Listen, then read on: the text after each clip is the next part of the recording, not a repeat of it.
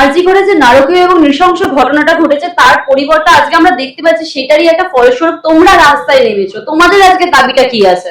আমাদের দাবি খুব পরিষ্কার। আমাদের দাবি এই যে আমাদের বোনটি যেটা শিক্ষাঙ্গন এবং কর্মক্ষেত্রে গিয়ে এত ঘৃণ্য অপরাধের শিকার হলো, আমাদের দাবি হচ্ছে তার যারা অপরাধী তারা যেন চরমতম শাস্তি পায় এবং দ্রুত শাস্তি পায়, এটা যেন ধামাচাপা না করে যায়, সেটাই আমাদের দাবি। এবং শুধু আরজি করের বোনটি নয়, গোটা ভারতবর্ষ জুড়ে যেভাবে নারী নির্যাতনের সংখ্যা বাড়ছে, যেভাবে বারংবার আমরা দেখতে পাচ্ছি বিভিন্ন জায়গা থেকে রেপ কেস বাড়ছে, আমরা সমাজে সভ্যতার দিকে এগিয়ে যাচ্ছি না অসভ্যতার দিকে এগিয়ে যাচ্ছি, সেই প্রশ্ন চিহ্ন আজকে আমাদের মাথায় উঠে এসছে। তাই আমরা হয়তো কন্টেন্ট ক্রিয়েটাররা ডাক দিয়েছি এখানে, কিন্তু সাধারণ মানুষ সবাই মিলে স্বতঃস্ফূর্তভাবে এখানে যোগদান করেছে।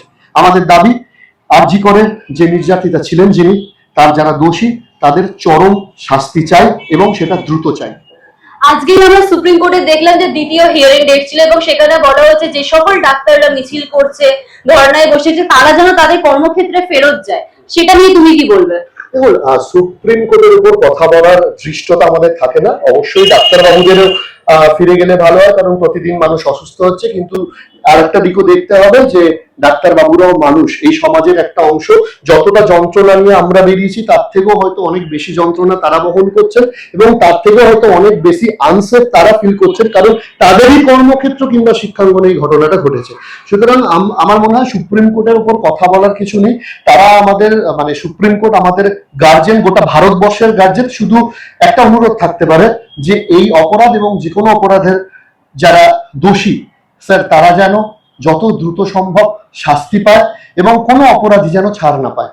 সিবিআই এর হাতে কিন্তু তদন্তের ভার চলে গেছে এবং অনেকগুলো দিন হয়ে গেল, আর তার পাশাপাশি দেখতে পাচ্ছি রাজ্য সরকার এসআইটি গঠন করেছে। সেটা নিয়ে তুমি কি বলতে চাও? সিস্টেমের সাথে আমি কিছু বলবো না, কারণ এটা বিচারাধীন বিষয়। এই বিষয়ে আলাদা করে আমার কোনো বক্তব্য নেই। আমাদের বক্তব্য রাজ্য সরকার, সিবিআই, সুপ্রিম কোর্ট, হাইকোর্ট সকলের কাছে সিস্টেম যেন আমাদের দেখায় যে সিস্টেমের একটা ভ্যালিডিটি রয়েছে এবং মানে সিস্টেমের একটা প্রয়োজনীয়তা রয়েছে। সিস্টেম সক্ষম দোষীদের শাস্তি দিতে। সিস্টেম যদি এটা দেখায় যে দোষীরা দোষ করে ধরা হচ্ছে, বিশাল একটা লিগাল প্রসিডিওর হচ্ছে, অনেকদিন চলে যাচ্ছে, তাহলে কোনো লাভ হবে না। সিস্টেমের কাছে, সব সিস্টেমের কাছে একটাই অনুরোধ, আপনারা যে সিস্টেমের থেকে কোনো কাজ করছেন সেটা করে দেখান।